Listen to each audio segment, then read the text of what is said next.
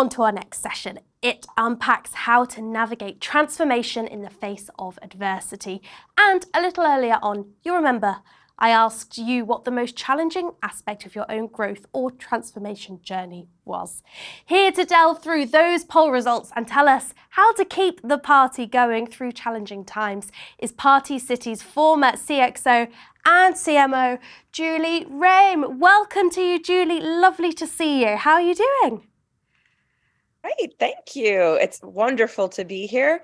I love the setup, by the way. This screen is great. I love seeing everybody's faces. You know, when you do these Zoom conferences, sometimes it feels so impersonal, but I really feel like I'm in the room with everybody. So thank you. Oh, so great to hear, and so great to have you in the room with me as well. It can get a bit lonely up here, so lovely to have you here, Julie.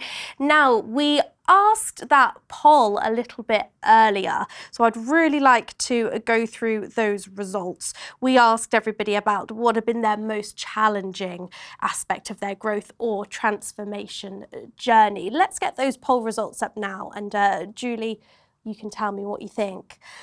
Right. Okay, coming out top, change management, 30%, followed a joint second by cost and staff skill set, and then just behind other. Okay, so we're talking change management, cost, staff skill set as the top three. Does that surprise you? No, change management is so hard. And I think many companies don't understand. I think they take it for granted is probably the best way to say it. They don't understand that you actually have to have some change management training to be able to do it. It's it's like, oh, change management simply means we've got to manage through change. It is much more complex than that. And it is the kiss of death in my experience for transformations gone awry is you don't have a focus, you don't have a small, two or three people who are really focused on that and focused on supporting the organization through it. So I totally agree. And I totally agree with everything else. I mean, the answer for me would have been yes on all of those. But I change management would have risen to the top for me as well. So it's good to know that my experience is that of the majority of the people here too. Absolutely. And here at GDS, we speak to thousands of C-suite executives all the time. And it's certainly the impression I seem to be getting as well. What about the fact that getting the support from the board came in so low, less than 10%? Yeah, I think that's great. First of all, that's great. I'm glad to hear that there are supportive boards out there for transformation. I think particularly digital transformation is seeing it's seeing a light. It's having a moment, if you will, where a lot of boards understand the importance of it. Where I am sometimes, in my experience, but also just talking to colleagues, is that you get the support up front from the board, but as we're going to talk about, as adversity inevitably strikes, then sometimes the board some of the board members can wane. And so it would be interesting to unpack that with everybody on the conference as well, to see if they've had that experience too, or if they've just had a strong and steady board, in which case, amen, God bless. That's a great board. Keep it going. That's super interesting. Well, if you have had that experience, do let us know you've had the board support initially and then perhaps it has waned slightly. And any further questions you have for Julie, do get them into us. She's going to be taking those in just a moment. Getting Julie's slides loaded up now. She's got a short presentation for you and I'll be right back to facilitate those questions in a little while. For now, Julie, do please take it away. Fantastic. Well, I have I'm just coming off my stint with Party City, and so I kept the theme just because who doesn't like a party? So keeping the party going is the theme. And just for the audience out here to know, my background, my experience, the thing that drives me is a transformation or turnaround. There's nothing I like better than fixing a broken toy. So what I'm going to do here is really take everybody through a few instances and insights for a transformation, for change management that I experienced. And I'm going to use Party City as my example base, but I just want the audience to understand that this isn't only applicable to retail. It's not just B2C. In fact, at Party City, we were B2B and B2C. People didn't realize we wholesaled 80% of what we sold, 80% of what we made, and we wholesaled as well. And 40 to 50% of what you'd find in other party aisles, we'd likely sourced or manufactured. So the example I have here is B2B and B2C in many cases, but I've applied this in many other industries. So please just take note that I'm trying to give tips that are applicable regardless of industry or type of business. So as we get started here, I'm excited to, kind of start from the very beginning, which is, what is your brand? What are you about? And this is just good practice no matter what. This isn't really about a transformation, but you got to start from the beginning. And from there, you can dovetail into your transformation strategy. And so for Party City, I won't read this slide to you. You can see it. But basically, we were seeking out to really integrate our company. There were really two major drivers for us. One, to integrate the wholesale manufacturing with the retail, because they'd really been separate previously. And there's so much great opportunity to unlock potential within the company. Certainly things that you can imagine just from a very practical standpoint of infrastructure costs and shared services. But then on the customer side, and for those in the audience, the marketers, the insights that you glean, when we learned things about our customer through our retail sales, our retail side of the business, we became the de facto expert on celebration. And you can package that and use that with the wholesale and sales team, the manufacturing team, to provide insights into what we're manufacturing. But then on the wholesale, because we're the de facto experts in celebration, you're able to use that in the selling process on a wholesale side because we know more than they do. And so that unlock was really big for us. The second strategy that we had overall was to move us from being a SKU-based seller to a solution-based seller. So instead of thinking about just coming to us to say, hey, we want to buy a plate or a balloon, people were coming to celebrate some momentous occasion, or even just making a regular night something more special and more memorable. And it often requires much more than a single SKU. And yet many people don't have the ability to think holistically. And so that was what we meant by the solution mindset. And so when you think about that, then it becomes clear about, okay, well, where should the transformation strategy go? And so as we began our journey on transformation, it was, how do we clearly articulate this and how do we build a roadmap? And let's be clear, I'm going to share with you a roadmap we had built. You're going to notice that 2020 was missing. I'm just going to build it all up here for you. And even though I started in December of 19, I should have probably started with that, because as we know, in December of 19, at least for the majority of the world, COVID and the pandemic was not a twinkle in anybody's eye. and party and pandemic, not terribly synonymous, as I love to say. And so would we have rethought things had we known there was a pandemic literally around the corner? Most likely. But as you looked at what we delved into, you can see here a bit of a roadmap of how we thought about just this transformation strategy. And what's important about this is, we can talk about the strategy, but again, I wanted to share higher level takeaways so that you could use them hopefully in your worlds. Was not so much the specifics here, and again, happy to do that, but really more about showing that this is a journey. I think it's important for employees and the team to understand, and analysts, if you're at a public company and your board, that a transformation isn't an overnight scenario. It is a journey. It is a 3 to 5 year journey in the majority of instances, sometimes more than 5 years.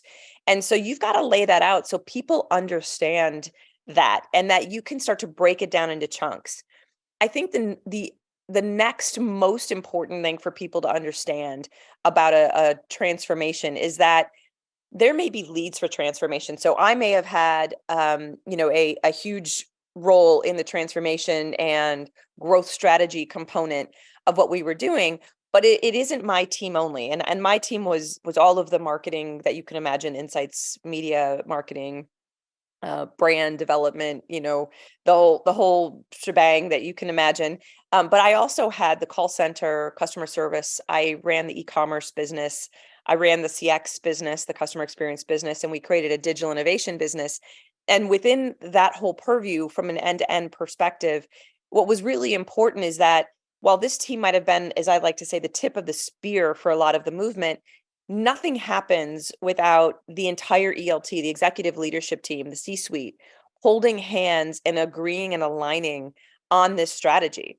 Because even if the insights and through the CX mapping, we find out what the opportunities are in transformation, operational or otherwise, we may take a role in supporting, but you have to have the operations team or the IT team or the supply chain team or the finance team, or certainly HR has to be your partner, because nothing happens without employee engagement in all of this. You've got to have everybody holding hands and trusting one another and believing in this to enable the transformation to actually take place. And this is where change management becomes so critical to the process.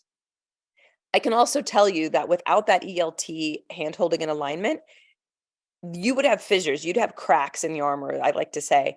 And even if you have the majority of the company bought into the excitement of what this transformation means, it's inevitable that there's going to be some people who are a bit more risk averse, who are not excited about change, and therefore they want to kind of find, again, cracks in the armor. And once they find a crack in the armor, it's like water, in concrete. Over time, it freezes, it melts, and it starts to break, and it becomes a bigger and bigger crack until suddenly it's huge. It's everything. And so that's why I say you've got to have the team in lockstep. And if there's ever going to be an issue, you need to be able to talk to one another and resolve those issues before it becomes something that permeates the organization.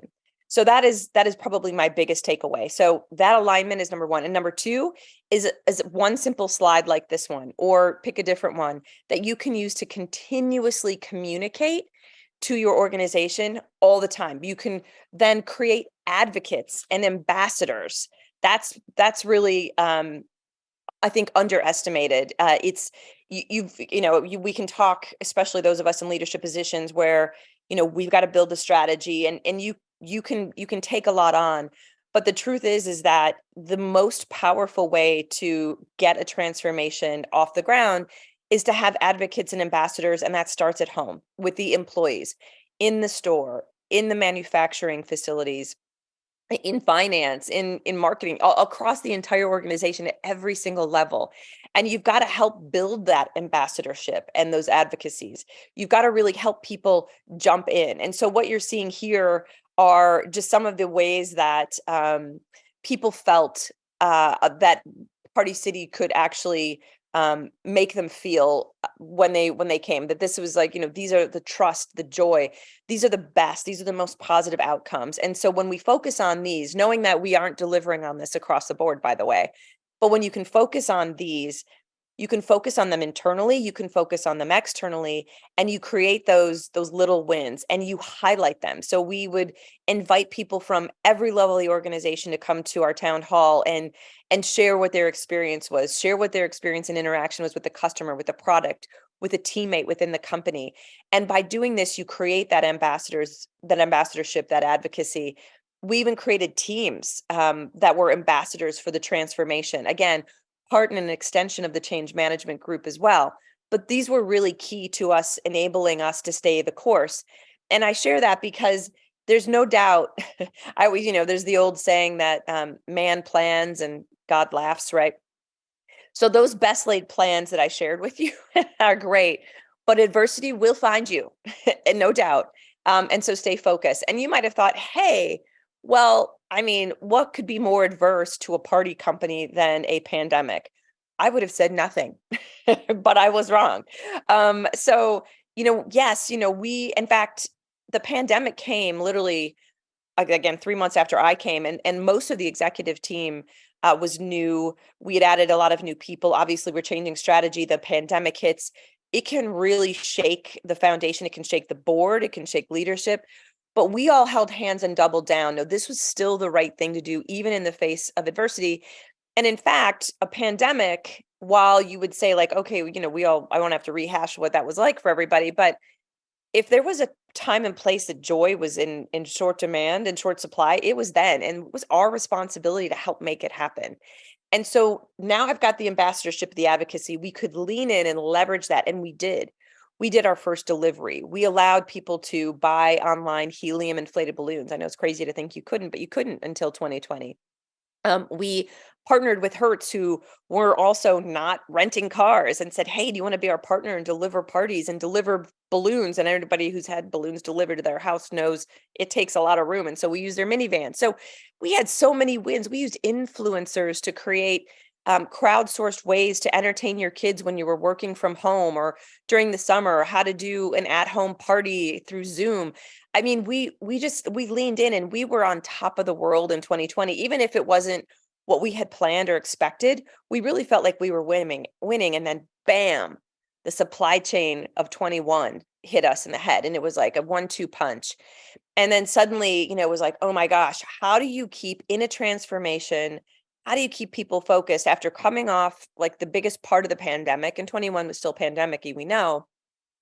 But now in the face of supply chain challenges, which is really killing us, much of the industry, by the way. So, that was really a tough time, because people then start to worry that you're going to pull back. And let's face it, transformations are hard.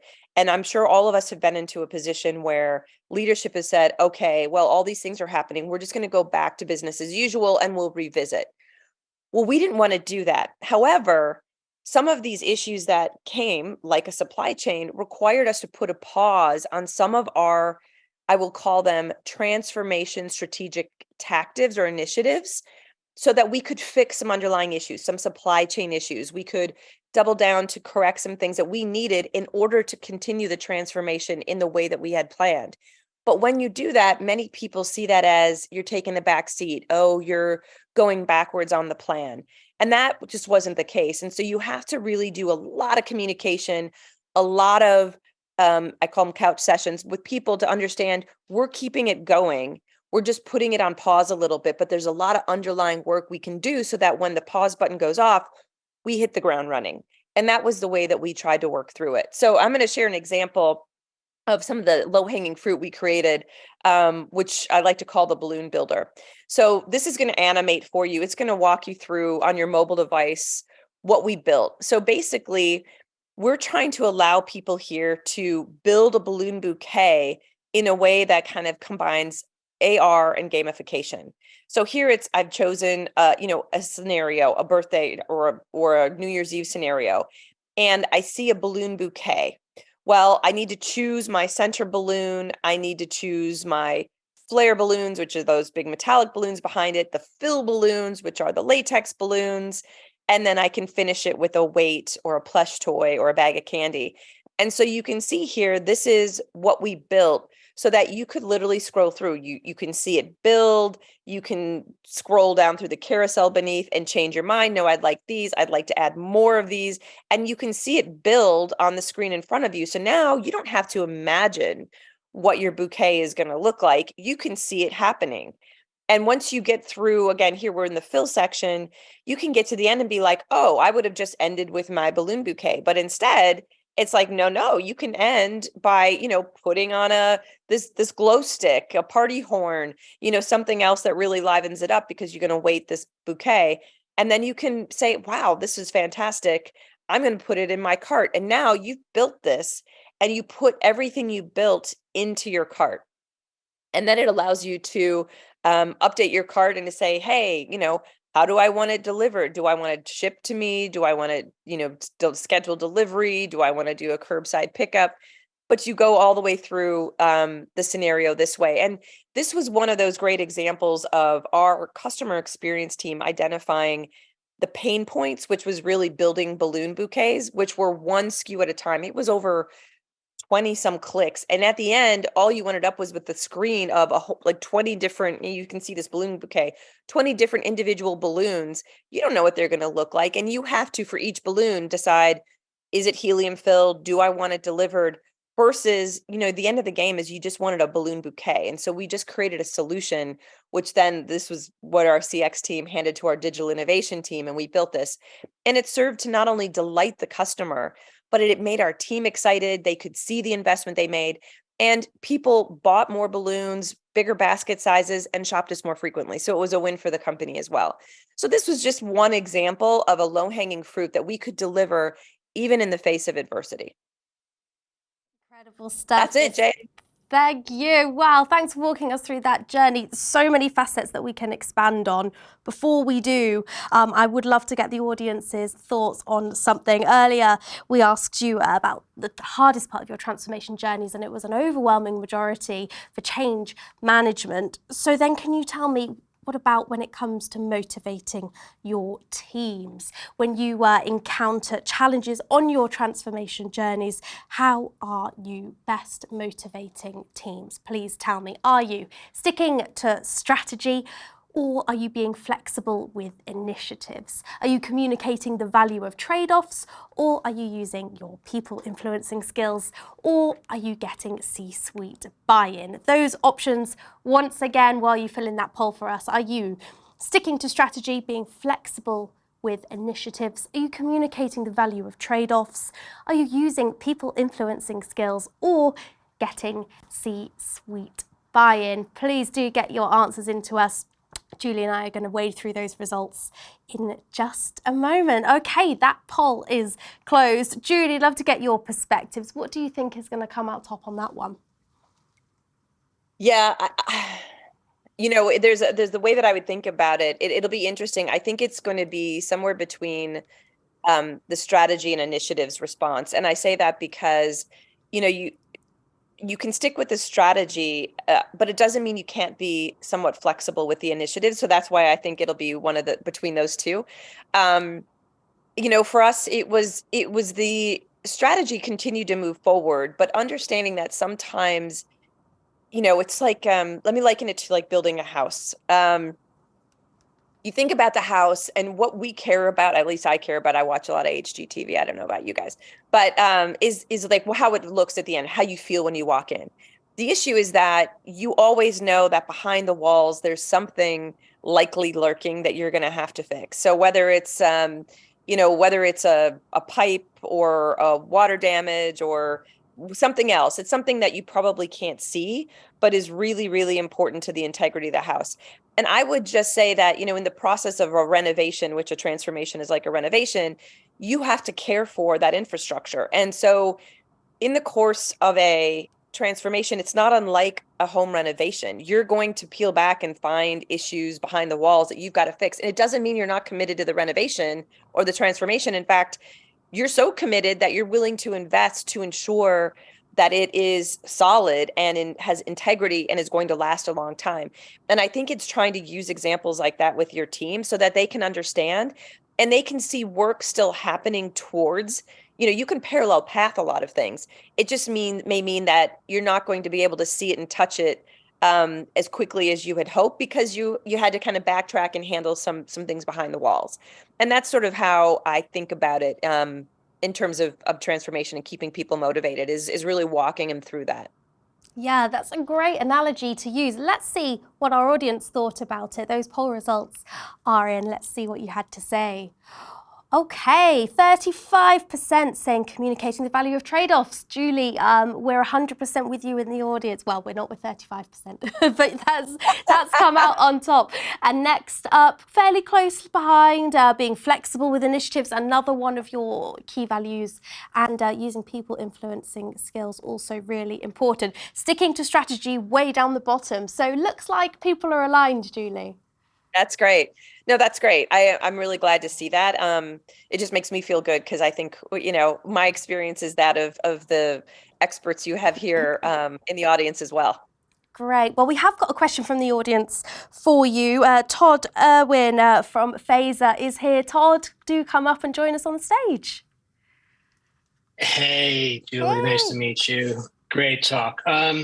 Question, when you're going through these transformation initiatives, you've got people that you're dealing with at the highest level, and there's always that learning curve, and everybody thinks they know how to do branding and marketing.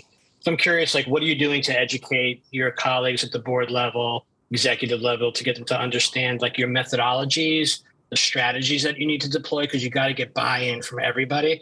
Are you workshopping? Are you doing one-on-ones? Both? how are you approaching getting them to be on the same page with you? Yeah, I wish there was a simple playbook. You're rolling your eyes.